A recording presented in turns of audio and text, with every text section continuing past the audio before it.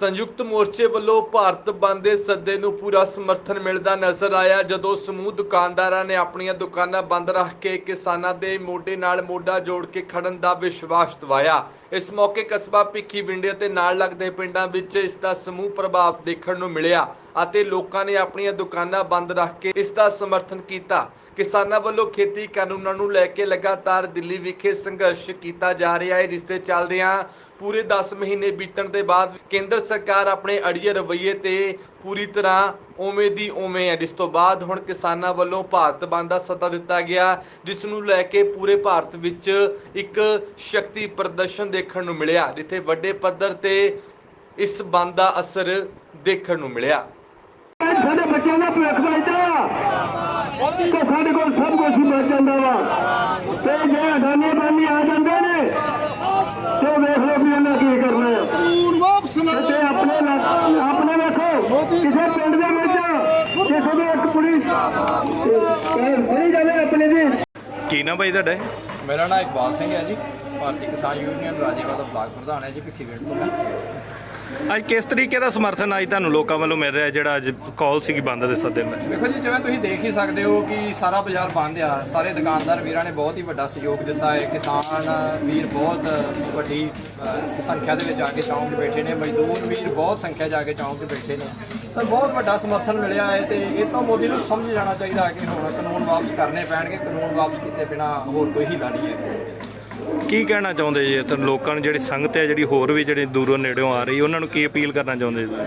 Appeal ਵੀਰ ਜੀ ਇਹੋ ਕਰਨਾ ਚਾਹੁੰਦੇ ਆ ਕਿ ਵੱਧ ਤੋਂ ਵੱਧ ਆਪਾਂ ਡਟ ਕੇ ਖੜੇ ਹੋਈਏ। ਵੇਖੋ, ਇੱਕ ਵਾਰੀ ਅਸੀਂ ਹਾਰ ਗਏ ਤੇ ਦੁਬਾਰਾ ਕਦੀ ਵੀ ਜ਼ਿੰਦਗੀ 'ਚ ਖੜੇ ਨਹੀਂ ਹੋ ਸਕਦੇ। ਹੁਣ ਸਾਡਾ ਇੱਕ ਪਲੇਟਫਾਰਮ ਬਣਿਆ ਹੈ, ਅਸੀਂ ਇੱਕ ਮੋਰਚਾ ਵਿੱਢਿਆ ਹੈ ਤੇ ਉਸ ਮੋਰਚੇ ਨੂੰ ਜਿੱਤੇ ਬਿਨਾਂ ਅਸੀਂ ਵਾਪਸ ਨਹੀਂ ਮੁੜ ਸਕਦੇ। ਕੀ ਨਾ ਪ੍ਰਧਾਨ ਜੀ ਆਪਣਾ?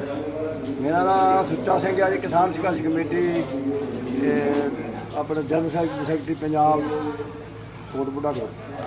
ਤੇ ਅੱਜ ਜਿਹੜਾ ਸੰਘਰਸ਼ ਕਰ ਰਿਹਾ ਜੀ ਤੇ ਕਿਸ ਮਕਸਦ ਨੂੰ ਲੈ ਕੇ ਸੰਘਰਸ਼ ਕਰ ਰਿਹਾ ਜੀ ਤੇ ਕੀ ਕਹਿਣਾ ਚਾਹੁੰਦੇ ਜੀ?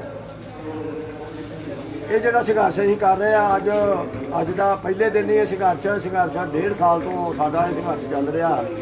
ਜੋ ਕਾਲੇ ਕਾਨੂੰਨ ਮੋਦੀ ਸਰਕਾਰ ਨੇ 3 ਕਾਲੇ ਕਾਨੂੰਨ ਸਾਡੇ ਤੇ ਘਾਤਕ ਜਾਂ ਕਿਸਾਨਾਂ ਮਜ਼ਦੂਰਾਂ ਦੇ ਜਿਹੜੇ ਆ ਮੌਤ ਦੇ ਵਾਰੰਟ ਲੈ ਕੇ ਆਏ ਆ ਤੇ ਲਗਾਤਾਰ 5 ਮਹੀਨੇ ਪਹਿਲੋਂ ਅਸੀਂ ਇਹ ਸੰਘਰਸ਼ ਜੋ ਪੰਜਾਬ ਦੇ ਵਿੱਚ ਕੀਤਾ। ਉਸ ਤੋਂ ਬਾਅਦ 11ਵੇਂ ਮਹੀਨੇ ਦੀ 26 ਤਰੀਕ ਨੂੰ ਅਸੀਂ ਇਹ ਸੰਘਰਸ਼ ਦਿੱਲੀ ਦੀਆਂ ਬਰੂਹਾਂ ਤੇ ਪਹੁੰਚਾਇਆ ਤੇ ਲਗਾਤਾਰ ਉੱਥੇ ਸਾਡਾ ਸੰਘਰਸ਼ ਚੱਲ ਰਿਹਾ। ਪਰ ਮੋਦੀ ਸਰਕਾਰ ਜਿਹੜੀ ਆ ਅੰਨੀ ਤੇ ਭੋਲੀ ਸਰਕਾਰ ਆ, ਇਹਦੇ ਤੇ ਕੋਈ ਅਸਰ ਨਹੀਂ ਹੋ ਰਿਹਾ। ਇਸ ਕਰਕੇ 10 ਮਹੀਨੇ ਦੇ 2 ਦਿਨ ਅੱਜ ਹੋ ਚੁੱਕੇ ਆ ਤੇ ਸਾਡਾ ਸੰਯੁਕਤ ਮੋਰਚੇ ਦਾ ਸਾਰੇ ਦੇਸ਼ ਦਾ ਫੈਸਲਾ ਸੀ ਵੀ ਆਪਾਂ 27 ਤਰੀਕ ਨੂੰ ਪੂਰਾ ਭਾਰਤ ਬੰਦ ਕਰਨਾ। ਜਿੰਨਾ ਚਿਰ ਇਹ ਕਾਲੇ ਕਾਨੂੰਨ ਰੱਦ ਨਹੀਂ ਹੁੰਦੇ ਉਹਨਾਂ ਚਿਰ ਅਸੀਂ ਇਹ ਸੰਘਰਸ਼ ਨੂੰ ਜਾਰੀ ਰੱਖਣਾ। ਤੇ ਇਹ ਬੇਨਤੀ ਤੇ ਅੱਜ ਅਸੀਂ ਸਾਰੇ ਭਾਰਤ ਦੇ ਵਿੱਚ ਬੰਦ ਦਾ ਸੱਦਾ ਦਿੱਤਾ ਔਰ ਬੰਦ ਕਰਦਾ ਜੋ ਵੀ ਸਾਨੂੰ ਬੜਾ ਤਗੜਾ ਸਮਰਥਨ ਮਿਲ ਰਿਹਾ ਕਿਸਾਨਾਂ ਦਾ, ਮਜ਼ਦੂਰਾਂ ਦਾ, ਦੁਕਾਨਦਾਰਾਂ ਦਾ, ਸਾਰੀਆਂ ਜਗ੍ਹਾ ਅਸੀਂ ਬੰਦ ਆ ਤੇ ਬੜੇ ਆਪਾਂ ਜਿਹੜਾ ਸੰਘਰਸ਼ ਲੜ ਰਹੇ ਆ, ਬੜੇ ਉਸਤਾਦ ਨਾਲ ਲੜ ਰਹੇ ਆ। ਪਰ ਜਿੰਨਾ ਜਿਹੜੇ ਕਾਲੇ ਕਾਨੂੰਨ ਰੱਦ ਨਹੀਂ ਹੁੰਦੇ ਉਹਨਾਂ ਚਿਰ ਅਸੀਂ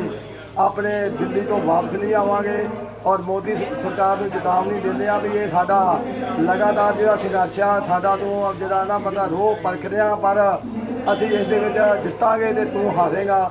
ਇਸ ਕਰਕੇ ਅਸੀਂ ਇਹ ਅੱਜ 27 ਤਰੀਕ ਨੂੰ ਸਾਰੇ ਭਾਰਤ ਦੇ ਵਿੱਚ ਬੰਦ ਦੇ ਸੱਦੇ ਤੇ ਬੜਾ ਤਗੜਾ ਹੰਗਾਰਾ। ਮੈਂ ਧੰਨਵਾਦੀ ਵੀ ਹਾਂ ਸਾਰੇ ਦੇਸ਼ ਦਾ, ਸਾਰੇ ਲੋਕਾਂ ਦਾ। ਮੋਦੀ ਨੂੰ ਵੀ ਪਤਾ ਲੱਗ ਗਿਆ ਵੀ ਅੱਜ ਜਿਹੜਾ ਸਾਰਾ ਦੇਸ਼ ਇਕਜੁੱਟ ਆ। ਉਹ ਮੈਂ ਇਕੱਲਾ ਇਹ ਕਾਲੇ ਕਾਨੂੰਨ ਮੈਨੂੰ ਰੱਦ ਕਰਦੇ ਪਏ ਆ। ਜਿੰਨਾ ਚਿਰ ਕਾਲੇ ਕਾਨੂੰਨ ਰੱਦ ਨਹੀਂ ਹੁੰਦੇ ਉਹਨਾਂ ਚਿਰ ਅਸੀਂ ਲਗਾਤਾਰ ਇਸ ਸੰਘਰਸ਼ ਨੂੰ ਜਾਰੀ ਰੱਖਾਂਗੇ। ਭਾਵੇਂ ਜਿੰਨੀਆਂ ਵੀ ਪਹਿਲਾਂ ਵੀ ਸਾਡੀ 700 ਦੇ ਕਰੀਬ ਮੌਤ ਸਾਡੇ ਕਿਸਾਨਾਂ ਦੇ ਸ਼ਹੀਦੀਆਂ ਪਾ ਚੁੱਕੇ ਆ, ਅੱਗੇ ਪਤਾ ਨਹੀਂ ਕਿੰਨੀਆਂ ਪੈਣੀਆਂ। ਜਿੰਨਾ ਚਿਰ ਸਾਡਾ ਸੰਘਰਸ਼ ਚੱਲਦਾ, ਸਾਡੇ ਵਾਹਿਗੁਰੂ ਦੀ ਕਿਰਪਾ, ਅਸੀਂ ਇਹ ਸੰਘਰਸ਼ ਨੂੰ ਚਲਾਵਾਂਗੇ ਔਰ ਇਹ ਜਿਹੜੀ ਆ ਲੜਾਈ ਆ ਕਾਲੇ ਕਾਨੂੰਨਾਂ ਵਾਲੀ ਇਹ ਜਿੱਤਾਂਗੇ। ਵਾਹਿਗੁਰੂ ਜੀ ਕਾ ਖਾਲਸਾ, ਵਾਹਿਗੁਰੂ ਜੀ ਕੀ ਫਤਿਹ।